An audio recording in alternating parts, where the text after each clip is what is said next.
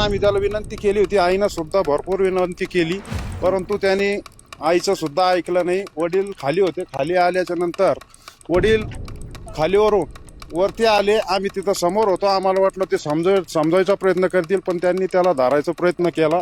पण वडील त्या मुलासोबत वडील सुद्धा खाली कोसळला आणि त्याच्या पाठोपाठ त्याची आई सुद्धा कोसळली. छत्रपती संभाजीनगर मधील एक मोठी घटना समोर येत आहे. आपण या ठिकाणी बघू शकतो की हा जो खवल्या डोंगर आहे, तिसगाव करोडी परिसरातला, या ठिकाणी एकाच परिवारातील तिघांचा मृत्यू झाल्याची प्राथमिक माहिती जी आहे ही समोर येत आहे. आणि आता या ठिकाणी पोलीस सुद्धा पोहोचलेले आहेत. यासाठी काही तरुण बचाव कार्यासाठी समोर आलेले होते. ते तरुण माझ्या सोबत आहेत. मित्रा, काय सांगशील, काय नेमका प्रकार घडलाय? ते मुलगा आत्महत्या करण्याची कोशिश करत होता. नंतर त्यांची मम्मी पप्पा त्याला रिक्वेस्ट करत होते की करू नको.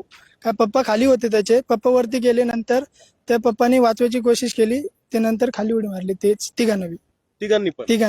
एक तरुण सकाळी जवळपास आम्ही 2 तासाचे प्रयत्न करून सुद्धा देवळा येथील एक तरुण, त्याची आई आणि वडील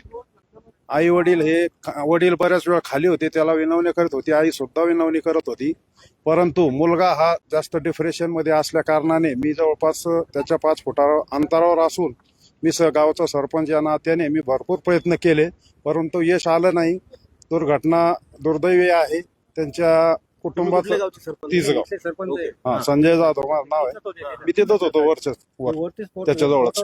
जाधव साहेब, नेमकं कसं काय, म्हणजे ते कधी चढले, किती वेळ? आता जवळपास किती 2-3 तास झाले जवळपास. 10 वाजेपासून तो मुलगा एकदम कडेवर उभा राहिलेला होता. आम्ही त्याच्या 5 फुटा अंतरावर होतो. पोलीस कर्मचारी 2-3 कर्मचारी होते, पण प्रयत्न आम्ही केले, परंतु आम्ही त्याचा जीव वाचवण्याचा प्रयत्न केला, कारण तो पूर्ण काठेवर असा उभा राहायचा. आणि आम्ही त्याला धरायला जाऊ म्हणजे आम्ही सुद्धा त्याच्या पाठीमागं आलो असतो. त्या कारणाने आम्ही त्याला विनंती केली होती, आईनं सुद्धा भरपूर विनंती केली, परंतु त्याने आईचं सुद्धा ऐकलं नाही. वडील खाली होते, खाली आल्याच्या नंतर वडील खालीवरून वरती आले. आम्ही तिथं समोर होतो, आम्हाला वाटलं ते समजायचा प्रयत्न करतील, पण त्यांनी त्याला धरायचा प्रयत्न केला. पण वडील त्या मुलासोबत वडील सुद्धा खाली कोसळला आणि त्याच्या पाठोपाठ त्याची आई सुद्धा कोसळली. तो मुलगा काही मागणी करत होता का या वेळेला? ते घरगुती त्यांचं काय असेल आपल्याला काही सांगू शकत नाही. मला पॉईंट दाखवा ना, नेमकं कुठून झालंय?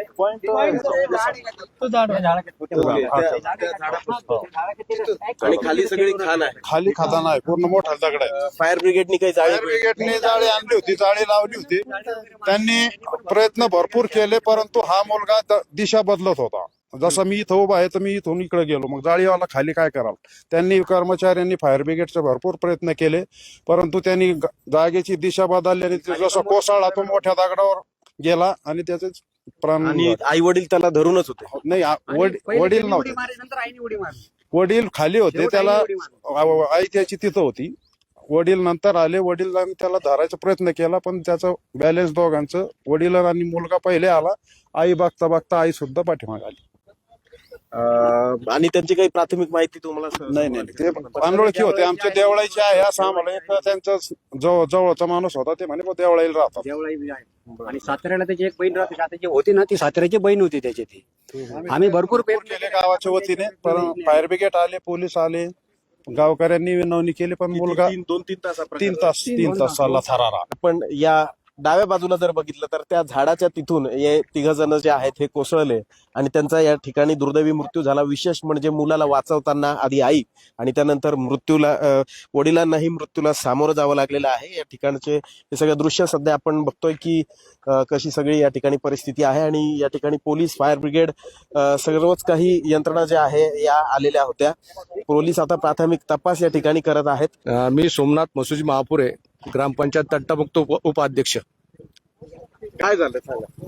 या ठिकाणी ज्यावेळेस ग्रामसभा झाली होती त्या ग्रामसभेमध्ये मी हा ठराव इथला दिला होता की ही जर आपलं डोंगर आहे, हे प्रत्येक जण येतं इथं आत्महत्या करतं, तर हे कुठंतरी थांबण्यासाठी याला तार कंपाऊंडची आपण वरती जर ग्रामपंचायतच्या अंतर्गत जर आपण मागणी केली आणि जर बांधलं तर सुसाईड आपण केली. आणि कितवा सुसाईड आहे?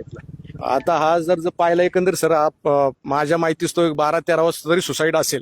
आणि आता या खवल्या डोंगर परिसरामध्ये कधी एखाद्या पोलीस पथकाची पेट्रोलिंग असो किंवा या परिसरामध्ये काही प्रतिबंध घालण्यात येतात का, हे बघणं सुद्धा तेवढंच महत्वाचं ठरणार आहे.